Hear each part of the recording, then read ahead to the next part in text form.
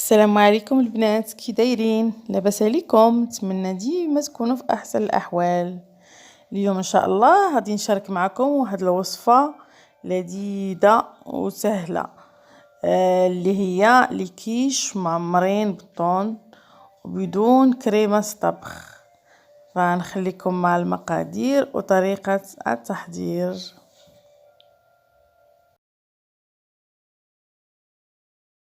مقادير العجين: عندنا واحد الربعه ديال الفرص، 125 غرام ديال الزبده بارده، توابل ديال السمك، بودره الثوم او بودره البصل اللي متوفر، شويه الملحه وواحد البيضه باش نجمعو.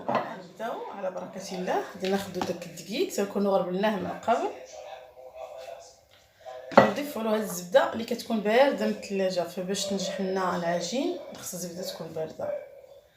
كنضيفوها وكنحاولوا اننا نرملوها برؤوس الاصابع بحال هكا، خدموها هكا برؤوس الاصابع حتى كتندمج الدقيق مع الزبده.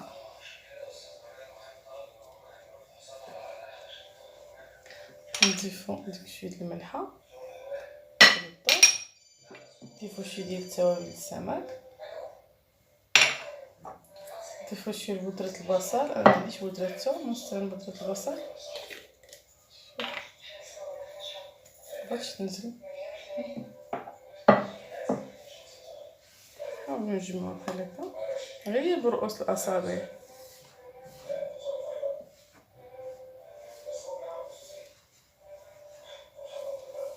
فبالنسبه لهاد الكيش فهم كيجيو بنان وزوينين. ودرت انا بودره عفوا ماشي بودره، توابل السمك، لاني غادي نعمر الحشوه بالسمك. قلتلكم استعملوا اي حاجه بغيتوها، ممكن ديروا الزعتر، ممكن ديروا بودره الثوم، يمكن تستغناو عليهم كاملين. دابا غنحاولوا نجمعوا هاد البيضه. الا ما تجمعش لينا العجين ماشي ندلكوه، غير كنجمعوه. الا ما تجمعش لينا نكملوا شويه الماء بارد. كتشوفوا انا عندي العجين ما تجمعش، غادي نزيدو واحد شويه الماء.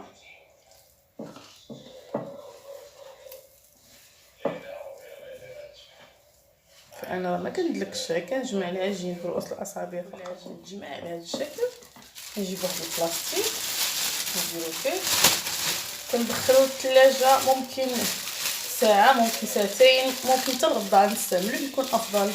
انا دابا ما نخليش بزاف، واحد نص ساعه ونرجع باش نكملوا الطريقه. فمن بعد ما كنخرجوا العجين من الثلاجه كناخذوا واحد جوج ورقات او بلاستيك وكنطلقوا العجين عليه، وكتكون العجينه بهذا السمك، ماشي رقيقه وماشي غليظه. دابا غناخذ واحد المول ديال لي كيش، سواء المول تيكون فردي او لا مول كبير. كنحاول نقطع به العجين وكنضغطو مزيان باش العجين تقطع لينا. كنحيدو دوك الجوانب ديال العجين على هذا الشكل،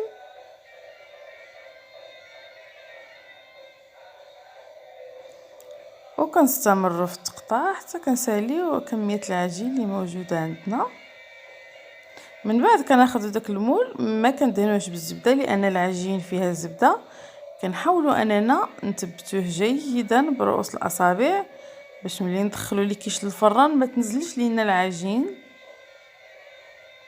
كنضغطوا جيدا برؤوس الاصابع. فمن بعد ما كنكونوا ساليناهم بحال هكا قديناهم في ليمول، فانا كنقدوهم مزيان باش ما ينزلوش. دابا غندخلهم للثلاجه تقريبا واحد نص ساعه عاد باش ندخلهم للفران. تقبوهم جيدا على هذا الشكل كما كتشوفوا. غادي ناخذ الحمص او اللوبيا، كنكون غسلناها مزيان نشفناها، نعمرهم بحال هكا باش ما يتنفخوش ليا في الفران، ينزلوا باش ما ينزلولهمش الجوانب ديالهم. صافي نستمر بحال هكا وندخلهم للفران مشعول غير من تحت، ونقص عليهم العافيه ونخليهم حتى يطيبوا نص طياب ونخرجهم، لان باقي غادي نعمرهم. صافي. كما كتشوفوا البنات، حنا دابا عمرناهم داك الحمص اللوبيا، ندخلهم للفران. كاينه حتى واحد الطريقه اخرى بغيت نشاركها معكم. فحنا ملي كنتكوهم بالشوكه ممكن ناخذوا هذا المول هذا نديروا ليه بحال هكا. انا ما بقاوش عندي هادو بزاف، هكا هكا هكا، وندخلها حتى هي الفران ونشوفوا، نجربها نشوف كيفاش غتجي. دابا بعد ما هادوك اللي كيش طيبناهم نص طيبه كما كتشوفوا على هذا الشكل، ها هما كتشوفوا فيهم. دابا غادي ندوزو لمقادير الحشو. عندنا واحد البصله كبيره مشلضه، وواحد الفلفله، ممكن ديروا فلفله خضراء او حمراء اللي متوفر عندكم. عندنا واحد الحك ديال سمك الطون. هذه الزيت اللي صفيت من الطون هي باش غنشحر البصله.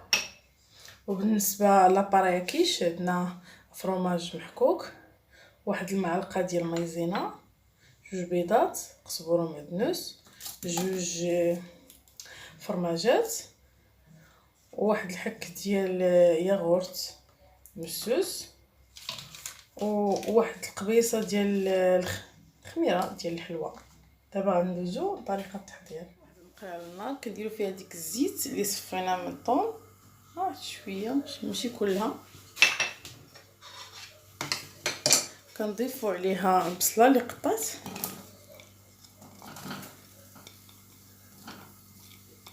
وكنخليوها كتشحر حتى كتنزل تماما. عاد كنضيفوا عليها الفلفله.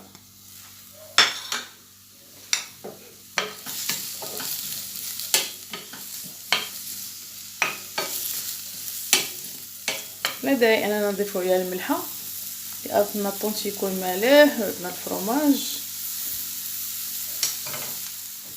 من بعد ما هاد البصله نزلات واحد شي شويه غنضيفوا لها الفلفله،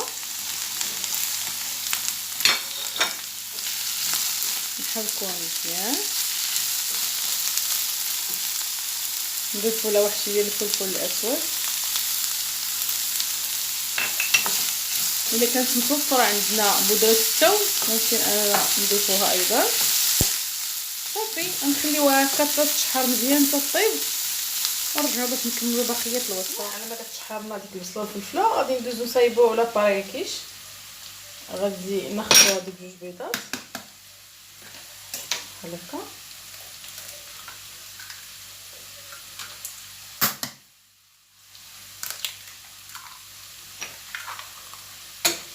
نقلبوهم جيدا.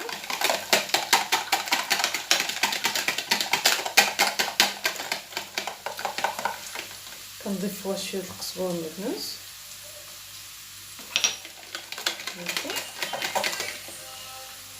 كنضيف هذاك الياغورت مسوس،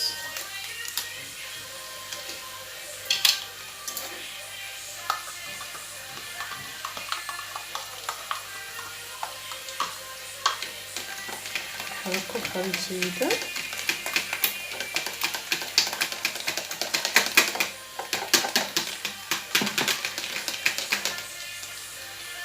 نضيفو هذوك جوج ديال الفرماجات، هما كيبقاو اختياريين، الا بغيتو ديروهم ممكن تستغناو عليهم.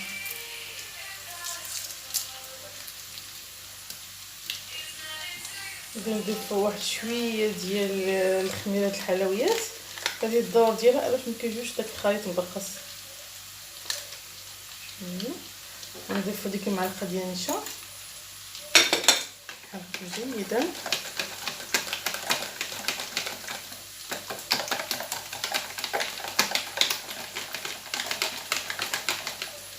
ونضيفو واحد شويه ديال الجبن الاحمر،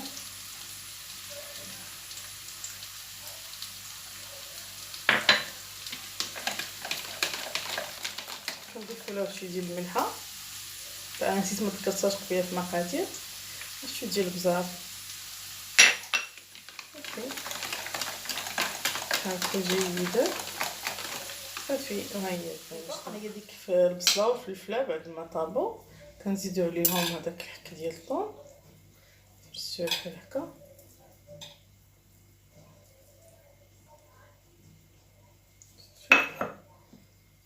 نخلطو هاد الحشوه جيدا. غندوزو باش نعمرو ديك لي كيش، وفي هاد الاثناء كنديرو الفران باش يسخن.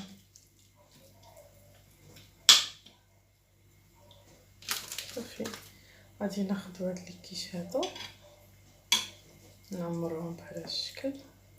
فاحنا ممكن كاينه واحد الطريقه كناخدو الفرماج احمر كنديرو واحد شويه هنا، علاش؟ باش الا طولوا عندنا واحد اليومين ولا 3 ايام ما كيوليوش معجنين بحال هكا. كناخد الحشو بحال هكا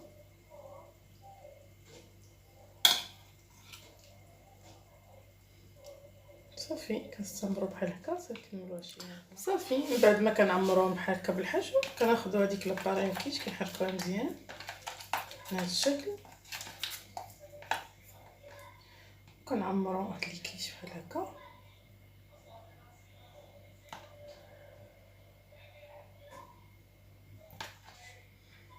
حتى كنتايو مكملين عندنا، وكندخلهم الفران اللي كيكون مسخن مسبقا، كنشعلو غير من التحت حقاش هما راه مازال ما طايبينش العجينه، راه طايبه غير نص طيبه. نشعلوه من التحت على 170 درجه، خليهم حتى يطيبوا مزيان على عافيه مهيله، ونشعلو لهم الفوق باش يتحمروا.